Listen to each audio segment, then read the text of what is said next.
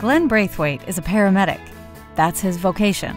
He's also a District Supervisor at BC Ambulance Service.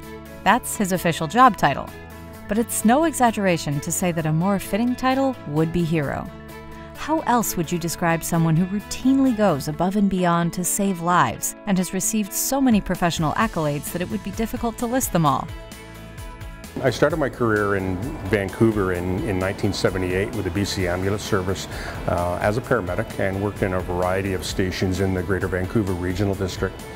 In 1987, I was appointed as the unit chief at Station 248 in the downtown east side of Vancouver. At the time, it was the busiest ambulance station in North America. Where he was liaison to Vancouver Police, Fire and Ports Canada. Later that year, he was assigned to the RCMP Integrated Security Unit to provide emergency medical services to international heads of state delegates. In 1992, Glenn moved to Penticton, where he volunteered with Search and Rescue and helped coordinate the BC Winter and Summer Games and Seniors Games. In 1999, Glenn became an instructor for the Justice Institute of BC, and in 2003 he was seconded by the BC Ministry of Public Safety to coordinate regional responses within BC Fire Services. In 2006, Glenn was promoted to Duty Supervisor in Kelowna. That, in short, is his curriculum vitae.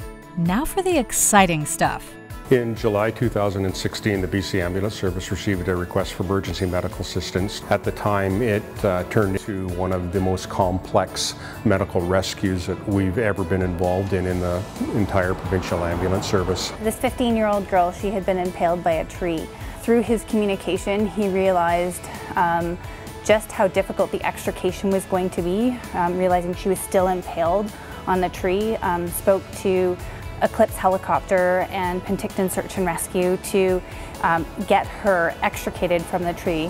In the midst of trying to figure out all of this, they found out they were short in blood supplies, and so he coordinated a transfer of blood from Penticton Hospital all the way to Kelowna. If it wasn't for Glenn realizing early that this was happening, she wouldn't have survived.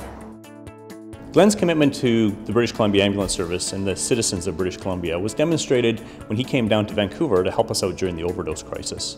He was a duty supervisor on duty one evening when we had a number of overdoses in the community of Delta.